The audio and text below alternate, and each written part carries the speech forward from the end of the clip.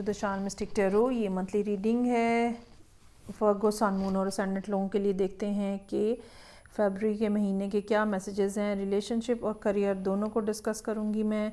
Advice के मेरे पास अलग अलग कार्ड्स भी मौजूद हैं। सो स्टार्ट लेते हैं हम रिलेशनशिप के साथ। ये बात मैं ज़रूर मेंशन करना चाहूँगी कि ये रीडिंग्स जो हैं ये बहरहाल जनरल होती हैं। सो हो सकता है कि आपसे फुली रेजोनेट ना कर रही हूँ। एक्यूरेसी के लिए बेहतर ये होता है कि आप अपने लिए रीडिंग खुद प्राइवेट रीडिंग जो है वो बुक कराएं, सो दैट फोकस जो है वो टोटली एक पर्सन के ऊपर हो, ना कि कलेक्टिव के ऊपर हो, जैसे कि इन रीडिंग्स में होता है। चलें जी, स्टार्ट लेते हैं। और सबसे पहले वर्गो लोगों के रिलेशनशिप डिस्कस करते हैं। अच्छा, यहाँ पे बहुत ही एक ना सिंपल सी बात नज़र आ रही है, और वो ये है कि कोई एक पर्सन है जो कि रूल्स के मुताबिक चलना चाहता है, जो कि कमिटमेंट चाहता है। उसके लिए रिलेशनशिप का मतलब ही प्रॉपर शादी है।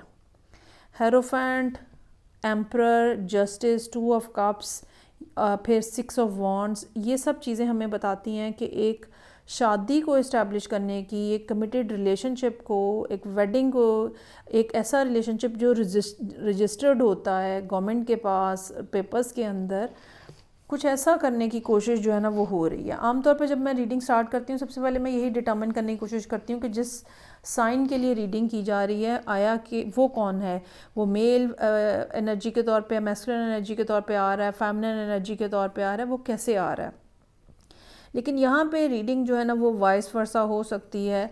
और वर्गो लोग जो हैं वो या तो वो इस करैक्टर के अंदर हैं जो कि एक फुली कमिटेड रिलेशनशिप बनाना चाह रहे हैं, या फिर वो क्वीन ऑफ कप्स के करैक्टर के अंदर भी हो सकते हैं, जहाँ पे पर्सन जो है वो बहुत ज़्यादा सेंसिटिव है, बहुत ज़्यादा इमोशनल है, गिविंग है।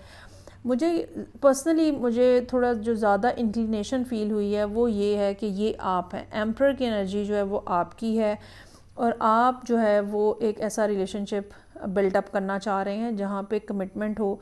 अच्छा, इसमें काफ़ी ज़्यादा आर्ग्यूमेंट्स होते हुए नज़र आए हैं पिछले कुछ अरसे में। बहुत ज़्यादा कोई स्मूथ सिचुएशन नहीं थी। पिछले 4-5 महीने ऐसे हो सकते हैं, या 2-2.5 महीने ऐसे हो सकते हैं जहाँ पे कहीं ना कहीं कुछ आर्गुमेंटेटिव किस्म का इन्वायरमेंट रहा हो, लेकिन उसके बाद जो है वो चीज़ें ठीक होती हुई भी नज़र आ रही हैं, और आप इनको फर्दर ठीक करने के लिए भी काम करते हुए नज़र आ रहे हैं। लेकिन जो पर्सन है वो थोड़ा अभी भी आपके बारे में शेकी है, डाउटफुल है। आप पर्सनली समझते हैं कि ये पर्सन जो है वो ओवर इमोशनल है, इनको शायद रियलिस्टिकली चीज़ों का इतना अंदाज़ा नहीं है, ये सिर्फ मोहब्बत की बातें करते हैं, और एक्चुअली लाइफ क्या है they don't have the idea. कुछ सर्टन प्रॉब्लम्स भी नज़र आ रही हैं जो कि डेविल के कार्ड के साथ नज़र आ रही हैं। ये प्रॉब्लम्स आप अगेन रिजॉल्व करने की कोशिश कर रहे हैं। अब ये प्रॉब्लम्स क्या हो सकती हैं? फाइनेंशियल हो सकती हैं, कोई हैबिचुअल प्रॉब्लम हो सकती है, फैमिली की तरफ से किसी किस्म की रिस्ट्रिक्शन हो सकती है। ये भी हो सकता है कि आप दोनों की फैमिलीज़ में बहुत ज़्यादा डिफरेंस हो, कास्ट का डिफरेंस हो, रिलीजन का डिफरेंस हो, ठीक है, इस तरह के कोई ना कोई क्लास का डिफरेंस हो। ऐसी भी बातें जो हैं वो हो सकती हैं जिसको बहरहाल आप सिंगल हैंडेडली ठीक करने की कोशिश कर रहे हैं। पर्सन बहरहाल चाहता है कि आप आएँ और आपको एक वेलकम किया जाए, लेकिन वो बहरहाल कंफ्यूज्ड हैं कि ये सब कैसे होगा। आप अपनी जगह पे डिटर्मिन्ड हैं कि भाई ये होगा और ये होकर रहेगा और ये प्रॉपरली होगा। सो यहाँ पे एडवाइस के कार्ड जो हैं मेरे पास, पहली बात तो ये है कि एडवाइस के कार्ड्स में दोनों कार्ड जो हैं वो पर्पल कलर में हैं। सो अपने आप को स्पिरिचुअली हाईएस्ट पॉइंट पे लेके जाना आपके लिए ज़रूरी होगा। क्राउन चक्रा का ओपन होना आपके लिए ज़रूरी होगा, सो दैट आप वो मैसेजेस, वो चीज़ें रिसीव कर सकें। जबकि यहाँ पे जो कार्ड्स मेनली नज़र आ रहे हैं वो कार्ड्स हैं जो कि लोअर चक्रास की एनर्जी के साथ डील करते हैं, रूट चक्रा की एनर्जी के साथ डील करते हैं। आप देखें इन तीनों कार्ड्स के अंदर रेड कलर बहुत ज़्यादा प्रोमिनेंट नज़र आ रहा है, जबकि यहाँ पे दोनों कार्ड्स जो हैं वो पर्पल टोन में हैं। सो पहला कार्ड जो है वो फेथ का कार्ड है। एफ़र्ट करें आप, और इस यकीन के साथ करें कि यूनिवर्स जो है वो आपके लिए बेस्ट चीज़ें लेकर आएगी। दूसरी बात, ग्रेटिट्यूड। ग्रेटिट्यूड उस वक्त होता है जब सारे चक्रास अलाइंड होते हैं, फ्रॉम बॉटम टू टॉप और टॉप टू बॉटम एनर्जी जो है वो फ़्लो कर रही होती है, तो इंसान जो है ना वो ग्रेटिट्यूड फील करता है। आप में से कुछ लोगों का हो सकता है कि चक्रास जो हैं वो ब्लॉक्ड हों, ठीक है, कुछ वर्गो लोगों का उसके ऊपर काम करने की ज़रूरत हो, क्योंकि जब चक्रास ब्लॉक होते हैं तो जौन सा चक्रा ब्लॉक होता है एनर्जी वहाँ पे आके रुक जाती है। अगर बिल्कुल बेस से ब्लॉक हो तो आपकी क्रिएटिविटी, आपका स्पार्क, आपकी एनर्जी, एनिमलिस्टिक डिज़ायर्स, ये सब चीज़ें जो है ना ये ब्लॉक हुई हुई होती हैं। सो ये भी इस बात से हम मतलब ले सकते हैं दैट यू रियली नीड, अच्छा ये भी पॉसिबिलिटी हो सकती है क्योंकि डेविल का कार्ड है कि कहीं ना कहीं कोई गिल्ट इन्वॉल्व है। अगर कोई ऐसी बात है उसको भी आपको अपनी ज़िंदगी से सॉर्ट आउट करने की ज़रूरत होगी और नेगेटिविटी को निकाल के पॉजिटिव चीज़ें, पॉजिटिविटी, ग्रेटिट्यूड, थैंकफुलनेस, ये चीज़ें जो है अपने अंदर इन्फ्यूज़ करें आप। यहाँ पे बॉटम ऑफ द डेक मेरे पास फूल का कार्ड है। नई शुरुआत कैसे की जाएंगी? नई शुरुआत सच बोल के की जाएंगी। एस ऑफ सोर्ड्स का कार्ड है। जो भी बात है, जो भी ख़राबी है, जो भी प्रॉब्लम्स हैं, वो आपको ओपनली एक्सप्रेस करने पड़ेंगे।